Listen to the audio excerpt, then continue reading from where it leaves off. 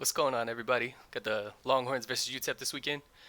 Let's before we really get into the good and the bad, let's take a moment to just appreciate, the Longhorns. They showed up and did exactly what they're supposed to this weekend. They beat an inferior opponent. You look around the Big 12, Iowa State, Kansas State, those guys lost to teams that they should have beat. Texas Tech, they were a 2 point conversion away from that game being tied. The 2 point conversion was failed, so they did hold on to win that game, but they struggled against a team that's not even a D1 school. The Longhorns came into the season. You could have wrote any excuse. You could have made it if they were sloppy at all in week one. They weren't. They showed up. They did exactly what they were supposed to do, and so we need to just kind of take a second and appreciate that. And so let's get into some good. I think the Longhorns excelled in what you could categorize as being an attention to detail. I think if you look at the way we picked up blitzes in the pass game, Sam Ellinger had all day to stand back there and throw the football, and he did a very good job doing that. Obviously, you look at how our running backs picked up blitzes. The offensive line, as far as pass blocking, looks super clean. You look at our defense, the way we played, really sound team defense against the run. You got corners coming up. You've got outside contain from defensive ends. Linebackers were shooting gaps, making plays. There was constantly, two or three Longhorns around the football. UTEP, no chance in the run game. It was so good to watch. I think our tackling was amazing. It's been such a long time since us as Longhorn fans have been able to say that. The tackling was so good, especially in the run game. Running backs. The UTEP, they had a big, strong running back. We had no problem at all getting him on the ground. No problem at all. Just stuff in the run game.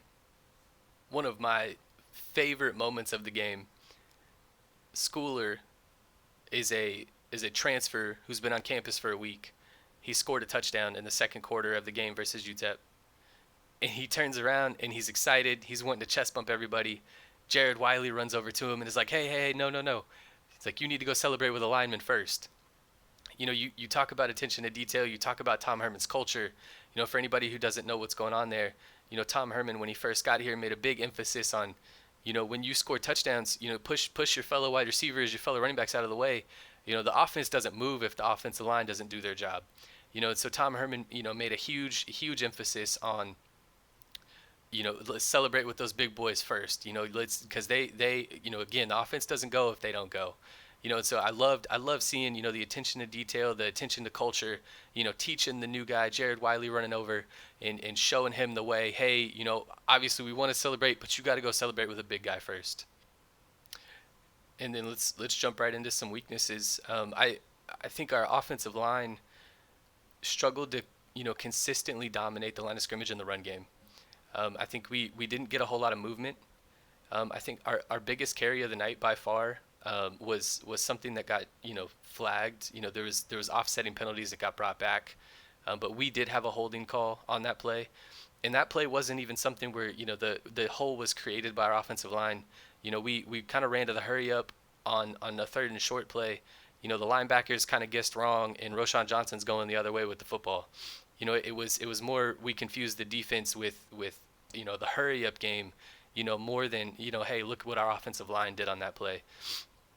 I think there's a lot of things. You could maybe say this is kind of I don't want to necessarily call it an effort, but more of maybe a conditioning thing. It being the first game of the season, maybe it's hard to move some bodies around. But I feel like there wasn't much consistency and there wasn't much dominance in the run game from our offensive line. And then if you look at our defense, I don't know if we got a pressure with just four linemen rushing. One of the switching to the dime defense was kind of playing to the strengths of our defensive line. And maybe you can kind of point at some conditioning concerns there too. It's hard to pass rush all game. It takes a lot of energy. We got plenty of pressure when we blitzed. We did a great job, but I don't know that we won many reps with just bringing four guys. Obviously, right now, everybody loves our wide receivers. We have 7 different wide receivers that caught touchdowns. Sam Ellinger obviously balled out. Casey Thompson came in, did his thing in the second half, threw his first ever touchdown. Happy to see that guy. Threw a second one to Brennan Eagles later in that game. But I really want to compliment the running backs. I know I kind of questioned, the offensive line and what they kind of did in the run game. But our running backs are fighters. I don't know if I saw a play, where our running back got tackled by the first guy, right? Roshan Johnson is always leaning forward, right? He's always taking people on. Keontae Ingram came off the bench, and on his very first carry of the season, it wasn't like it was blocked for many more than 2 yards before he got touched, but he ended up gaining 8 or 9 because he kept fighting. Bijan Robinson kind of shaky on his first couple touches. Again with the offensive line, it didn't really look like he was given a whole lot of room. And then I think he actually did get tackled on like a swing pass by a defender, kind of tackled for a loss. And I only say that because I mentioned, not being brought down by the first guy. But then, you saw in the second half, when he does get some room and when they did get him on an outside zone play, he found his hole, and, it was a 29-yard gain, so there's definitely some flash there.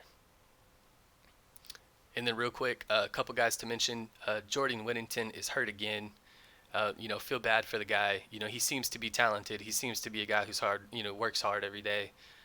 You hear nothing but compliments, from the coaching staff as far as what he can do, his skills and everything.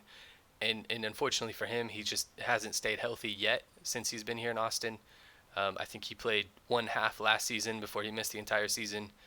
Got dinged up again. Right now the word is 3 to 4 weeks. Hopefully we can see him back. Hopefully we can see him, healthy at some point. So we can really, as fans, see what he can do with the football. And then I think we have to mention B.J. Foster. B.J. Foster, the reports are that he quit on the team in the third quarter of the game. What I'm hearing so far is they are welcoming him back. They're going to handle things in house as far as punishment, as far as what they do with him. That hasn't been necessarily discussed yet. I just kind of want to comment and say, if I was the head coach, this guy would be in the doghouse for maybe the rest of the season. I mean, he's going to have to, to re-earn the respect of his teammates, of his coaches, right? You familiar with the term being in the doghouse? Well, he's in the house behind the doghouse. Like, this is you don't quit on your football team. This is ridiculous. That is a ridiculous move by him. And if you can't sit there in the third quarter being happy that your team is up by 50 and handling business, and you don't have a smile on your face, you don't have, man, I don't know what to do for you. Just kind of to wrap some things up here. Kai Money was the first walk-on to score in 15 years for the Longhorns. Tom Herman has made a big point to develop the walk-on program here at Texas. He's one of the things that he emphasized. This is one of the things that he emphasized a bunch when he first got here. We have to bring in guys that will, compete, that will be productive. Every year guys are earning scholarships. What it looks like is our walk-on program is, producing good football players. Our starting middle linebacker right now is a former walk-on who did earn a scholarship. Kai Money, first score in 15 years for a walk-on. And then not this weekend, but next weekend on the 26th, the Longhorns do play Tech.